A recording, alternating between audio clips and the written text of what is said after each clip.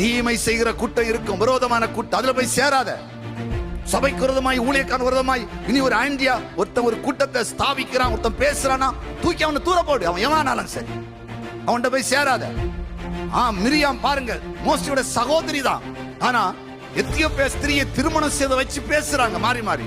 Miriam, ஆரோனும் எல்லாம் ஒரே குடும்பம் தான். தேவன் அதை கண்டார், கேட்டார், கூப்பிட்டார், ஆசரிப்பு கூடத்து வாங்க, எச்சரித்தார். குஷ்டரோக வியாதி வந்துச்சு.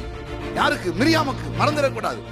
ஆராதனைக்கு வருவதே நான் தேவனை ஆராதிப்பதற்கு, ஆராதனைக்கு வருவதே வசனத்தை கேட்பதற்கு, ஆராதனைக்கு வருவது என் வாழ்க்கையை மாற்றுவதற்கு, ஆராதனை வருவது சாபக்கட்டு உடைவதற்கு, ஆராதனை வருவது பாவம் அழிவதற்கு, ஆராதனைக்கு வருவது பரிசுத்தமாவதற்கு, ஆராதனைக்கு வருவது தேவனை குறித்து அதிகம் அறிவதற்கு, ஆராதனைக்கு வருவது ஊழியம் செய்ய பழகுவதற்கு.